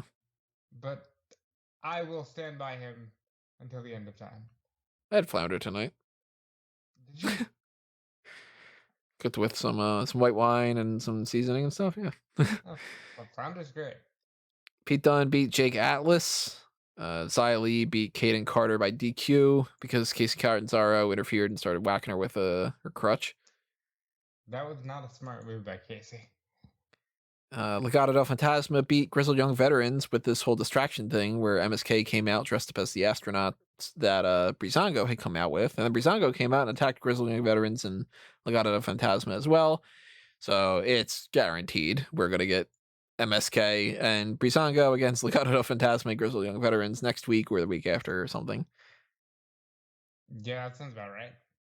And Finn Balor retained the title over Adam Cole. And we're totally going to get Adam Cole versus Kyle O'Reilly and Finn Balor against Karrion Kross, just like we were talking about. Yeah, I see. I had cool ideas where, like, you know, you have Adam Cole win, and then you have Kyle O'Reilly wrestle for the belt, and then then we can do something like not have Karrion Kross in the main event of Takeover, because I'm not feeling Karrion Kross. You're like, I've got cool ideas, like not that. Like, like, let's, why? Because what's gonna happen is they're gonna put Adam Cole and Kyle O'Reilly in the main event of night one, and then Cross and Balor in the main event of night two, and then people are gonna piss and moan and groan that a woman didn't headline. You know what? I'm not even sure I should go down this road. I'm not even sure if I want to finish the statement. What I'm saying is, I don't want to hear people complain, but they're gonna complain even though it's so clear Cole and O'Reilly should main event. And then obviously whatever the world championship is should main event. So my theory was to merge that and have Cole and O'Reilly main event for the one belt, and then you could have the women headline for the other belt. But since you have not done this, it's gonna have to be 2 nights of 2 male main events, and you're gonna have to deal with it because those are the rightful main events. I could see a scenario where they do Cole and O'Reilly as the opener of the TV show. I hate you. That would literally be the worst option in terms of me. I want to watch this shit peace of mind. Like, I don't want to have to look at AEW and then look at that match. I want to watch that match peacefully. I want to not be dividing my time. That's why, on the one hand, I'm not against them ending the war. Like, I'm not against watching NXT in full. Yeah, I kind of want it to happen. So if we go under the assumption that a regular takeover event has 5 matches, we can sort of assume probably 10 matches overall for this card, because it's a 2-night thing. It's not one card, but Cross and Balor, O'Reilly and Cole, Io and Raquel, they're guarantees. Yeah. Cruiserweight title match seems like it's pretty much guarantee. I'm assuming at this point we get Ember Moon and Shotzi against The Way, Candice and Indy. That's 5. I'm assuming we get either that 8-man tag of MSK and Breezango against. We should get MSK against the champions. I think we might get one on Wednesday and then get the tag title match on the next day. Honestly, fair enough. I think that Gargano's defending against Dexter Lumis for the North American title. I think that there's going to be something to this idea that Pete Dunne had challenged if there's any better technical wrestler that's out there. Somebody should probably answer the challenge. I thought it would be Thatcher, but he seems preoccupied. Thatcher and Ciampa are working against Imperium, and Ciampa was talking about how he wants to go after Walter. So I'm wondering if maybe Walter is going to defend the NXT UK title against Ciampa. I'd be all right with it. There's a chance that Bronson Reed fights LA Knight, and they're going to do Leon Ruff against Isaiah Swerve Scott next week, I think, already, so that's getting that out of the way. But another one that, like, it's not a match, but something I could see them doing. Cameron Grimes keeps mentioning Ted DiBiase. What if they have a segment of, like, him with Virgil or Ted DiBiase or something, just for, like, a fun little segment? Well, Frankie Money needs to come face to face with Ted DiBiase. Listen, that's a great way to hire Junior. I get Junior back. Let's have him do a match. I don't even remember what Junior's last match was. Ted DiBiase Jr. Let's see. Cage match. I bet he was like against Unico or some shit. Ted DiBiase Jr. According to Cage match, his last match was in WWE. I should clarify. Yeah, okay, because he has Ego Warrior Mania, FWE, whatever. It was a dark match where he lost to Sin Cara on main event. What did I tell you? Who did I tell you he Yeah. wrestled? Yeah, Amazing. he lost to Sin Cara in 2013 on main event in a dark match. That's terrible. He beat Heath Slater right before that on a live event. If we're talking about a last televised one, Superstars, he beat Michael McGillicuddy in May of 2013. Wow. And that's in the middle of a stretch where he was fighting Corey Graves on SmackDown house shows. And Fandango. Really? He just sort of disappeared, huh? He really did. Fandango beat him a bunch of times leading into that. Huh. Yeah, hire him again. He needs a better ending. Isn't he involved in that whole thing with like the scamming people or something? Oh yeah, that's right. Maybe don't hire him. Let's talk about SmackDown. Really, to be honest, I don't think there's much to break down. We don't talk about everything. Cesaro beat Murphy by DQ, whatever. Seth Rollins got involved, blah, blah, blah. I saw Seth Rollins come face to face with Nakamura. That sounds cool. Seems like at some point they're doing Cesaro and Nakamura against Murphy and Rollins, yeah. I like it. KO show was the typical thing. No, it's girl. Oh, we're gonna have a match and we're gonna argue, and then we lose. Big E got attacked by Apollo Crews again. I don't like that you're already over. It sucks. Sasha and Bianca. It sucks. Let's be honest. Fair enough. And the big thing to really talk about is that next week, Edge and Jey Uso are going to have a match, and the winner becomes the enforcer of the Daniel Bryan and Roman Reigns match at Fastlane. This is great. This gives me hope that they just do a three-way at Mania. And they just put Bryan in the match. Because I think that Bryan deserves to be in the match. I don't know what the backup plan is going to end up being. I don't think that this Rollins thing is going to just suddenly happen out of nowhere. Yeah, I think Rollins and Cesaro. And then if you do a three-way dance, that's better than a one-on-one anything, because then you're giving everybody an out, because Bryan can get pinned, Edge can get pinned. You know, you can give Roman that out of being the tribal chief. You can set up some matches between Bryan and Edge. Edge is going to fight on SmackDown, which is super cool and gets way too overlooked. That, like, he's just sort of wrestling on TV.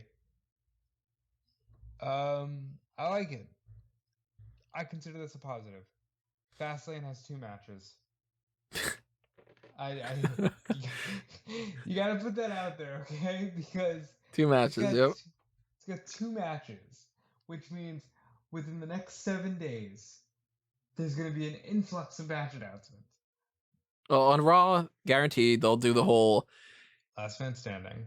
Mustafa Ali and Matt Riddle are gonna have a rematch because something will happen. The Sheamus and McIntyre thing, they'll announce that. Or they'll be the way that WWE's been being lately, where it's like, okay, well, it's obvious, just announce it. And then they'll go, nope, we're going to put it on WWE now and Wednesday at 10 o'clock in the morning or something, you know, like, I hate that crap. Let's talk about Smark Madness before we get into the AEW stuff. Because the Smark Madness tournament is on round 1 right now, the best pay-per-view names of all time. Fastlane is in the running for that. It's up against SummerSlam, though. I don't think that's going to win. But you get to vote on the round 1 things. You know, we got matches like Hell in a Cell versus Armageddon, Clash of Champions versus Worlds Collide. Here's one that should be blown out of the water. WrestleMania against Cyber Sunday. Cyber Sunday did not get one of my 32 votes. I'm disappointed that something like Breaking Point didn't get in there instead. I want to know how they haven't revived Cyber Sunday at all in the last, what's it been, 13 years? Something like that, yeah. Like, how have you not redone this event? Yeah, you would think that they would have had like some kind of mass tweet this and that kind of, you know. Twitter, you've got hashtags, you've got Instagram, you've got Facebook, TikTok. These are literally core pieces of people's lives now. How have you not brought back Cyber Sunday? You get to vote on if you like that name. You get to vote on all those 16 matches. I'd vote for it if it wasn't up against WrestleMania. It's the luck of the draw and the seating. You know, there's a couple of them that I was sort of like, I don't know which I would pick between this one. Like Clash of Champions and Worlds Collide. I'm like, I like both of them. But then you get some other ones like King of the Ring and Judgment Day. I've never liked Judgment Day, and I love King of the Ring. Yeah, anything really traditional, I'm gonna go with. Like King of the Ring, I'm gonna go with over Judgment Day. WrestleMania, obviously, no matter what it's up against. SummerSlam, no matter what it's up against. Survivor Series, probably, unless it's up against SummerSlam. Like. So I did make it to where, and it actually worked out this way anyway, that Royal Rumble, WrestleMania, SummerSlam, and Survivor Series are the 4 quadrants. Of course they are. That's like, if you'd have done anything else, I would have questioned your OCD that you definitely have, because I've seen how organized you are with things. But I am very disappointed that last quadrant, you've got Survivor Series, King of the Ring, Money in the Bank. I'm like, all of them. I like all of them. So we'll see what moves on to round 2. Go ahead and vote on round 1 while you can. The polls shut off Wednesday nights after I get done watching NXT and AEW. So you vote while you can, and stay tuned for that kind of stuff. Before we get into the AEW stuff, let me throw out one more plug, just in case you're the type of person who's going to say, I don't want to watch that, and I'll click out of this. Check out the Fanboys Anonymous channel for the A Review to a Kill podcast that we're doing here. It's a James Bond film series breakdown where we've gotten all the way through Diamonds Are Forever was the most one that was uploaded, which seems like a long time ago that we recorded that, isn't it? Yeah. That one's a blast. I call Callum Mr. Wig. My favorite thing. Like, that's one of my favorite movies. I'd done on my list. But, like, when you think about the sheer buffoonery, like, Diamonds Are Forever is fun. It's not a great Bond film, though. Not at all. And if you want to hear us joking about all the weird, wacky stuff that happens in that and all the other things that we talk about with the James Bond stuff. And if you want to hear us just crap on the worst Bond girl, the Tiffany Gates, the worst, go listen so you can hear it properly done. It's completely ineffective. I'm curious if there's gonna be any that beats her out for the main Bond girl for you. I highly doubt it. I'm thinking that there might be one, but maybe not. I don't know, because she's not that bad, but people tend to hate her. So it was bad. When we get to The World's Not Enough, let's see if Dr. Christmas Jones beats you. The name sucks. Denise Richards. So she's pretty, Then again, so many people are. Yeah, check that out. We are going to be recording Moonraker on Monday. We were recording these well in advance. They come out on every Friday, unless you would rather have it on another day, which nobody so far has told me that those days don't work for them. So if that's not the case, then, whatever. But if they are, let me know. I'll try to schedule it for another time. We record on like multiple in advance, so I can always just change the dates. It's not like that's going to be a problem. But right. Yeah, that's over there on Fanboys, so subscribe to that. And now let's get into the AEW stuff. Let's talk about Dynamite from last week, and then we'll get into the spoilers from this next week. Ray Phoenix beat Matt Jackson. Jon Moxley and Eddie Kingston talked about how the explosions didn't work with the exploding barbed wire death match. They said Impact paid for the bomb. I think that's good. That's funny. Cody beat somebody named Seth Gargis. I didn't catch his name because the match is over in 25 seconds. Yeah. And Penta, for some reason, was all like, Cody, you're not going to be able to pick up your little girl because fuck you, pal. I was like, what? You hate him? Why? Yeah. Well, let's start. I'm not against it, though, because I actually fall under the category of I think Cody has been underplayed. And I want more of Cody in a prominent position. And I want more Penta in a singles capacity because he was at one point in time a great singles wrestler. Chuck Taylor wants another match, and if he loses, he will be Miras Butler forever. He wants an arcade. It was like a lumberjack match, but the lumberjacks are arcade cabinets. Weird. Yeah. Hopefully it's fun. Lance Archer is going after Sting, I guess, now. My favorite thing about this is Sting, who is advertised weekly for a promo with Tony Schiavone, literally looked at Tony after being interrupted and said, "Well, I'll see you in the next one," and walked away. I guess apparently he might do that again, just next week, the week after, that kind of thing. Ethan Page beat Lee Johnson. A lot of audio issues during this one. You know what?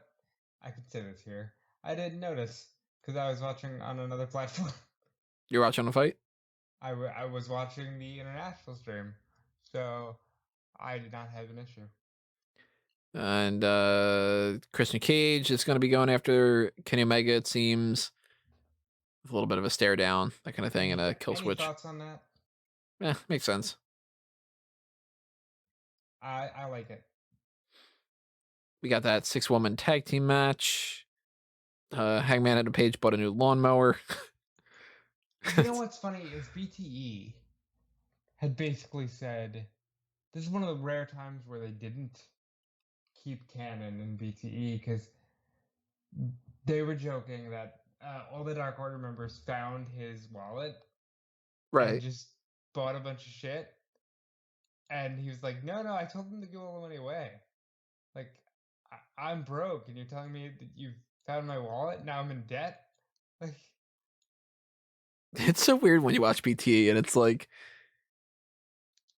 Ten's character is that he's a cokehead. you know what? It's just like, so it's so much more fun than I would have expected that it would have done. When I'm watching the Dark Order segments, Bernie Jr. comes into my mind a lot because I'm like, he has to love these. I'm guessing his mother just doesn't allow him to watch it because he got Silver just like, yeah, and I took it and I bought some condoms because I be fucking. Yeah. He's just like, what? Yeah. Yeah, it's some of the times it's just like, wow, okay, we're going in that direction. All right. And then fun show though. Well, at least for Dark Order stuff. Best part of the whole thing was Maki Ito. Yeah. The Dark Order is all sad. They're like, I can't scream Anna. Let me try it with, Let me try it with your name. Colt Cabana. It doesn't work. Who are we gonna do? What are we gonna do now? And Maki Ito walks in and just yells, "Surprise, motherfucker!" It's like Maki Ito is a saint. Like, Maki Ito is everything. Scorpio Sky turned heel. With a heel hook?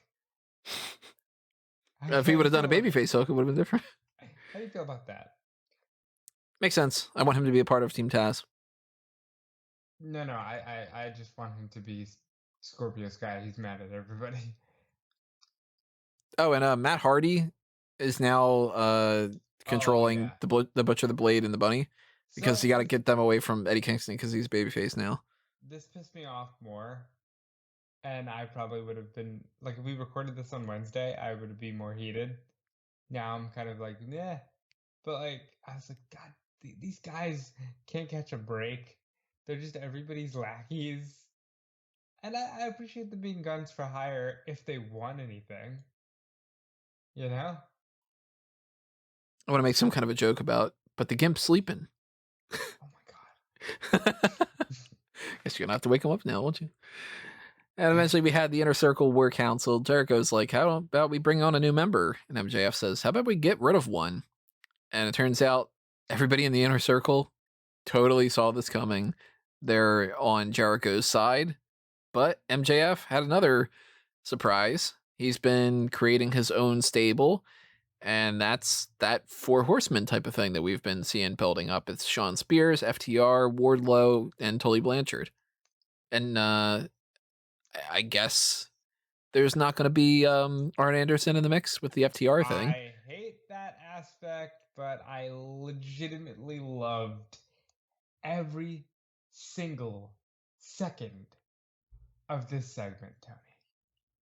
Legitimately loved every single moment. First of all, you have the setup for the War Council, and you think that they're gonna just do the thing where it's like, oh, they turned on Jericho, and no, because Sammy Guevara's there, and it turns out they're all actually friends, because they're actual friends. I love that. And they all turn on MJF, and he's crying. And at this point, you can end it with like, "Hey, Inner Circle stands tall," and have MJF build in the weeks to come. But no, MJF's like, "Nope, I saw that coming too, bitches. I built my own group." And out come Wardlow, Tully Blanchard, FTR, and Sean Spears. So good. So if you want to know what their stable is named, that's going to be a part of our spoilers. Oh, I do. Well, good thing I'll tell you then. All right. So if you don't want to know any of the thing that happens on this episode, now is when you can mute this or whatever it might be. Because we're going to get into the spoilers for the tapings for St. Patrick's Day Slam, which is very old school sounding. Here is the full breakdown from the leak, who has gotten like everything right so far. So I don't even at this point think that it needs to be taken with a grain of salt. I think that this is just a guarantee, but I guess you should still probably take it with a tiny little bit just in case that maybe something is a little bit wrong. Apparently we get Penta and Cody, where Cody wins. Okay. Jade Cargill squashes someone. Okay. MJF cuts a whole promo. Tully Blanchard's in it. They do all that kind of stuff. They make fun of apparently one of the things that they make fun of is Jericho's separated pecs. And the group is called The Pinnacle.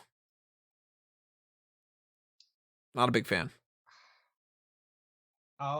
It'll grow on me, Well, like we said at the beginning of this, I don't like the one word type of things where it's just like, we're tough.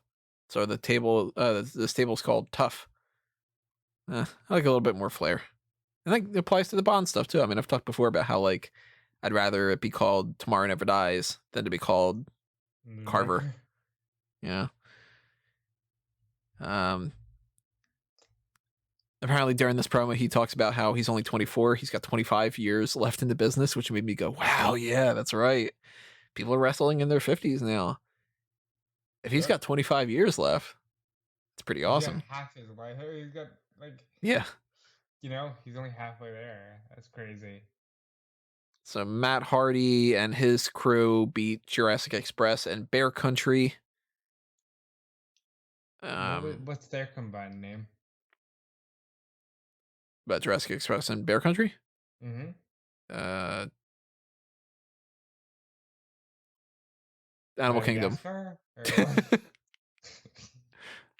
Dunkaroos.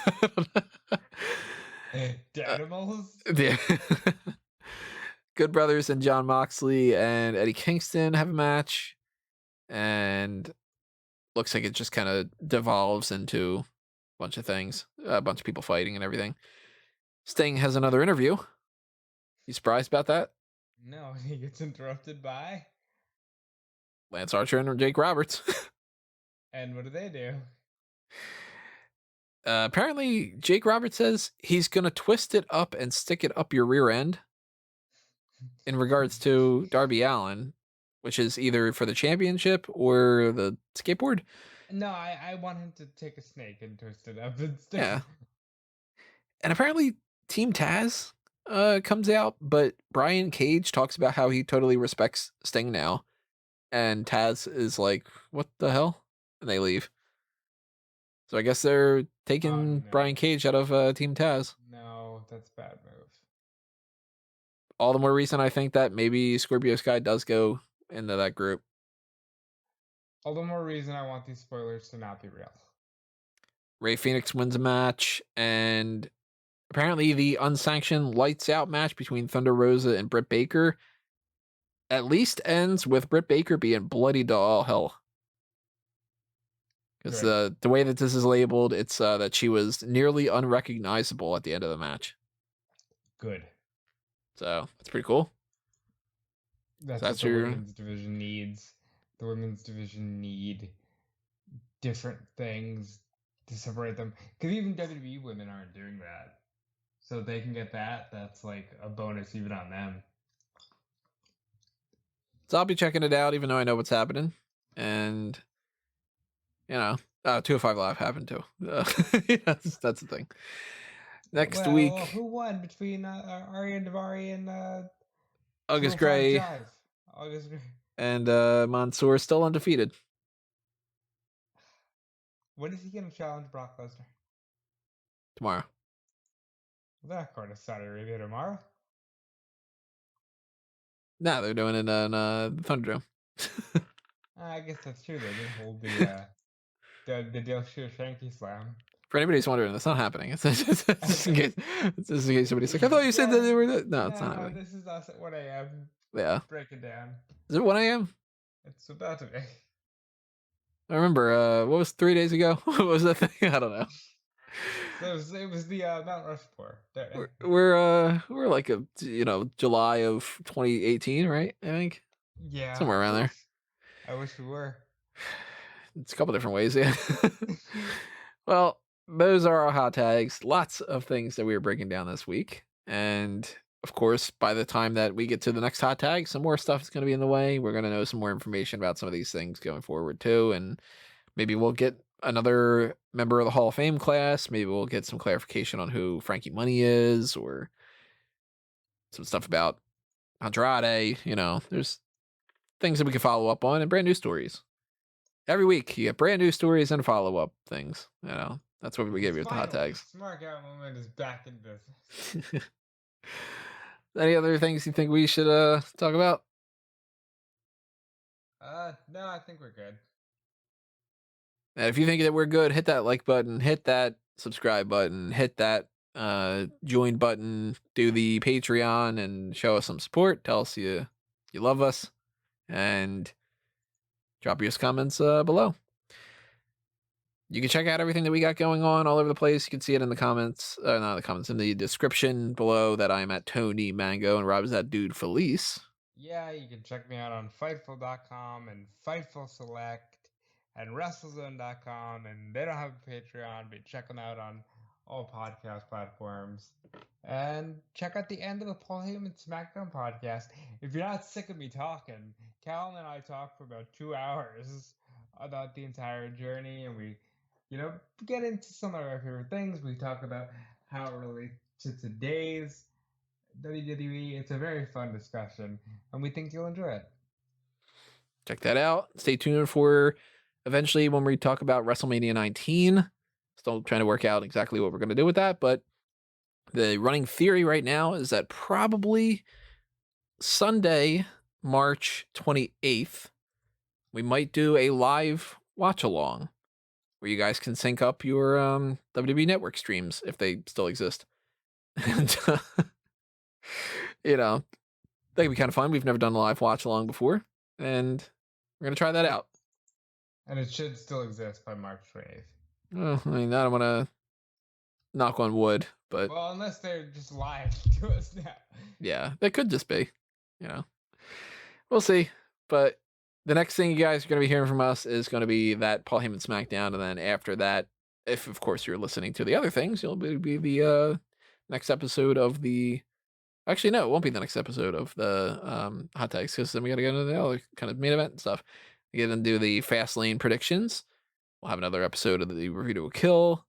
We'll get into the hot tags. We'll do all that other kind of stuff. And going forward, we're eventually going to have a Wrestling with the Past about the Hall of Fame. We might do another episode of Hall of Lame. We're going to have an onslaught of pay-per-view content with the TakeOver nights, the WrestleMania nights.